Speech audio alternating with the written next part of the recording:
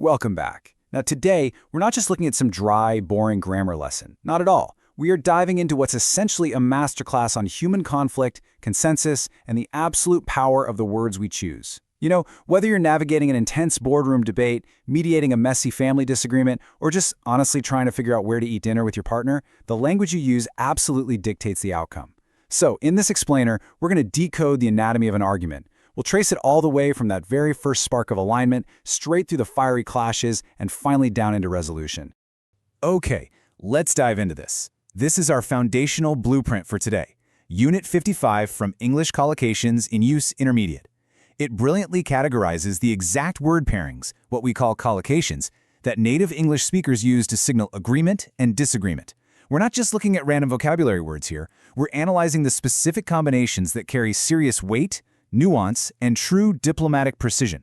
This right here, this is our linguistic toolkit. And here is our roadmap for how we'll unpack that toolkit. We'll follow the natural life cycle of a negotiation. 1. Establishing common ground. 2. The art of mild pushback. 3. When things get heated. And finally, 4. Reaching a resolution. All right, Phase 1. Establishing common ground, building the foundation of agreement. Think about it. Before you can really negotiate, you have to build a rock-solid foundation. Think back to the last time you locked arms with a colleague on a major decision. You don't just agree. No, you're in complete agreement over complex issues like, say, the question of drug abuse in athletics. Or you share an opinion or share a view that a sport is over-commercialized. You might even use really powerful adverbs to say you agree entirely or wholeheartedly on a heavily debated topic like nuclear waste. Do you notice how these specific pairings don't just say yes? They build this unshakable foundation between speakers. It's basically a linguistic way of locking arms. And here is exactly what that absolute consensus looks like in a super formal, official setting. When an organization like a regional education committee decides on a new system of exams, they don't just agree, they reach a unanimous agreement. Every single voice is perfectly aligned. It is literally the pinnacle of common ground, all neatly packaged into one professional phrase. Moving into Phase 2, the art of mild pushback, navigating nuance and softening the blow. Of course, as we all know, life isn't always unanimous. Sometimes you have to introduce a little bit of friction without, burning a whole house down. Now, what's really interesting about this slide is the contrast. You can enthusiastically commit by saying, "I entirely agree with you." Or you can execute this brilliant diplomatic pivot. "I agree up to a point, but..." That phrase "up to a point" does so much heavy lifting for us. It completely validates the other person's thought, keeping your common ground totally intact, while subtly shifting your commitment so you can introduce a new, maybe contradictory idea. If you're looking for the ultimate diplomatic tool for softening a blow, it's absolutely this phrase right here, to appreciate someone's point of view. Take a look at this example. "I appreciate your point of view, but I still think you are overstating the problem." See what's happening? You are fully acknowledging their stance right before you drop your counter-argument. It's respectful. It's incredibly polite, but it is also firm. No backing down. We've also got these fantastic, highly subtle phrases, saying you tend to agree or tend to disagree, like, say, regarding parents blaming teachers for family problems, shows an inclination without a hard, permanent commitment. Basically, it leaves you an out. Now let that sink in for a second, because right next to it is seeing someone's point, which is beautifully captured by the reaction, "I've never thought of it in that way before." It's just a gentle expression of this newfound understanding. You're acknowledging their logic, but you're not surrendering your own position entirely. All right, turning up the temperature for Phase 3. When things get heated, the clash of opinions.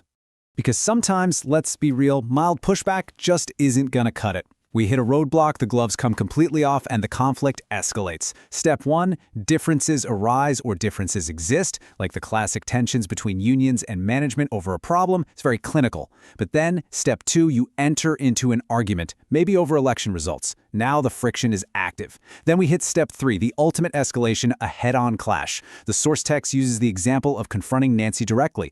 When you have a head-on clash, there is no more sidestepping, you are confronting each other directly. And if that head-on clash isn't resolved, well, it can curdle into something much worse. The bitter dispute between the two groups finally led to violence. This quote is a really stark reminder of the extreme end of the conflict spectrum. A bitter dispute isn't just a casual disagreement. It implies deep, deep-seated anger and resentment.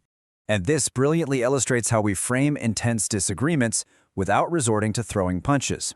Enter the dispute toolkit. We can disagree fundamentally, totally or strongly, just like philosophers passionately debating the environment's effect on behavior. Or if the temperature in the room spikes, we might find ourselves in a heated argument, perhaps regarding a recent intense discussion about immigration. Or just like Jeff and the speaker in our text, you might have a fundamental disagreement over who should be the next chair of your club. We're looking at these topics totally impartially here, simply to highlight how these really strong collocations categorize the exact flavor and intensity of the dispute at hand. And keep in mind, these disputes ripple out way beyond just two people bickering. When things get heated on a macro level, we start seeing phrases like controversy continues to exist or to rage, like a massive uproar over the appointment of a new director. Or we see a conflict of opinion within a huge organization like the National Olympic Association threatening to delay building a brand new stadium. The vocabulary literally scales up to match the institutional stakes. Bringing the energy back down for Phase 4, reaching a resolution, the way forward. Phew! Thankfully, we don't have to stand that heated phase forever. When you vehemently disagree on what to do, the ultimate goal of any true diplomat is to come to a compromise or reach a compromise, finding that incredibly elusive middle ground. And when the dust finally settles, whether it's a massive management and union pay dispute or just a personal argument with a friend, the active step you take is to settle a dispute or settle your differences. I absolutely love this specific sentence from our source material. I'm sure we can settle our differences without damaging our friendship. It so perfectly emphasizes the very real, very human, relational stakes of this entire explainer. We don't just use this vocabulary to sound grammatically correct. We use it to preserve the relationships that actually matter to us. But wait, what happens when a middle ground simply does not exist? So the crucial point is that brings us to a really unique form of resolution, to agree to differ. Just like the example says, I don't think we will ever agree with each other. We'll just have to agree to differ. It literally means you formally agree to just have different opinions. The compromise isn't about changing anyone's mind anymore. The compromise is accepting the disagreement itself. It allows both parties to just walk away with their principles totally intact. Which leaves us with this final lingering thought. In a world full of head-on clashes and bitter disputes, is agreeing to differ a sign that you just failed to persuade the other person, or is it actually the ultimate victory in communication, the very highest form of diplomatic maturity? Take these collocations, try them out in your next big negotiation, and see for yourself. Thanks for joining me on this deep dive into the anatomy of an argument. Keep learning, keep analyzing, and I'll catch you on the next one.